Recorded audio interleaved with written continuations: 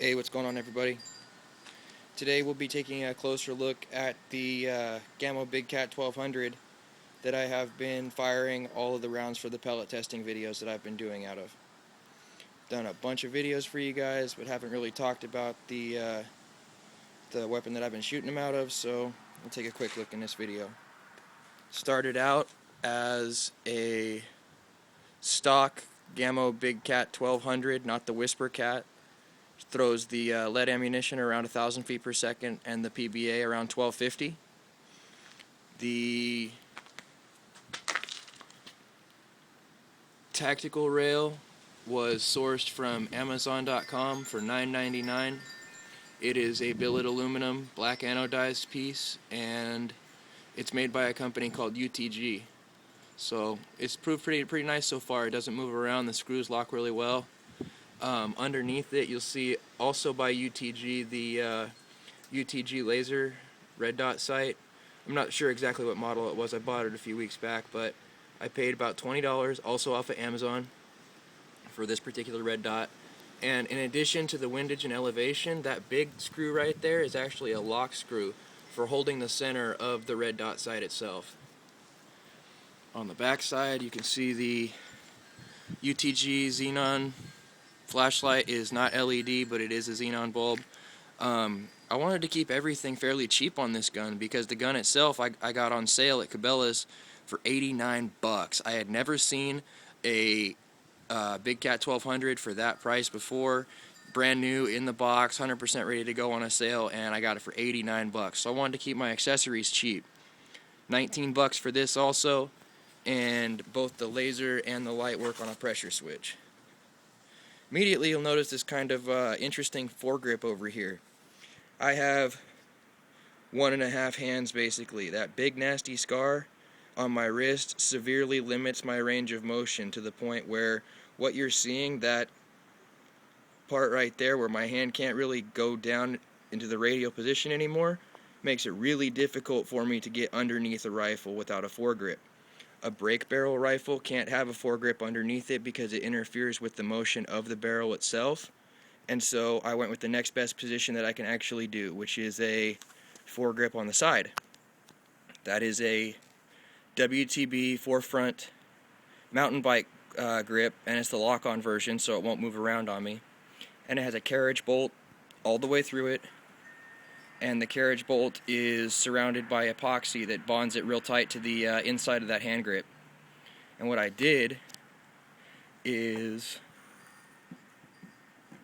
I drilled and tapped a perfect size hole and used washers as a spacer so that I could get the right depth and get this thing tapped into the side of the stock without protruding out the back side whatsoever to kind of avoid interfering with that mechanism right there. As I screwed this in and had the taps all threaded in, I put JB Weld on the threads of the carriage bolt itself and the stock, so that once this dried, it would be a permanent addition to my gun, considering my handicap hand is a permanent addition to myself. Let's see. Oh, zombie sticker right away adds like 2,000 feet per second. No, not really, but it looks cool. The Gamo Big Cat 1200 comes with a synthetic stock, so the back of it is actually hollow, and the butt plate is removable, so I removed mine and filled it with about 2.2 pounds of clay so that I could kind of counterweight the gun a little bit, because it was very front heavy for me. Even before I modded the gun, it was very front heavy because the whole mechanism is kind of in that front half of it, and this back stock being empty is kind of awkward. So in an effort to even the weight out, it actually became a heavier gun, but more easy to handle because it's actually balanced better. Turn the gun around and check it out.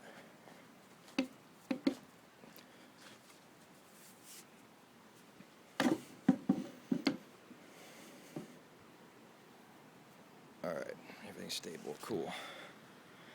On the back side, you see that I've mounted my pressure switches, have my laser and my light. No, it's kind of cheesy to see double-sided tape, but it's an $89 rifle, not a M4 used in tactical assaults. So for me, it does the trick, you know what I mean? The reason you'll see it on this side, which is the same side as my trigger finger would be on, is because, again, that left hand is fairly useless up front, so I can't really do pressure switches and a foregrip and try and hold sight picture at the same time. So that's why my pressure switches are on this side. Over here I have my homemade pellet holder that I made out of some foam, which is also stuck on with 3M double-sided tape. And I just drilled a very small 3/16 inch hole in each one of those spots where you see a pellet now, and it makes a very, very, very small hole in the foam. But since the foam is so soft, the pellets kind of push the foam out of the way once there's a hole there. They stay really well. They're very easy to remove and use. You see, these are the Skenco Golden Match pellets that I like so much, and the red fires in case I come across something smaller that doesn't need to be, I don't know, cut in half by a nasty Skenco round. And then, yeah, this is just the other side of it. You can see that the UTG light on this side did used to be camo, but they were having a sale on the camo one and not on the black one, so I saved $11 by spray painting it myself. And again, for an $89 pellet rifle, this works really well for me. The coils of wire stay out of the way of the mechanism when I break the barrel. The stock scope, it's adequate for what it is, but anything past 25 yards, I don't know, I'd rather have a 4x something scope to really get out there, you know what I mean? But for what it is, $89, came with the gun, can't really complain. 3x9, windage elevation, metal caps on both.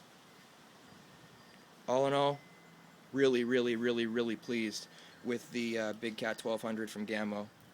Also important to note, not a plastic trigger. This is a metal triggered gun, and I'm kind of wearing the black coating off of mine because I've used it so much. But yeah, metal trigger, it's pretty cool. Alright guys, well, that's my Big Cat 1200. I hope you guys have enjoyed.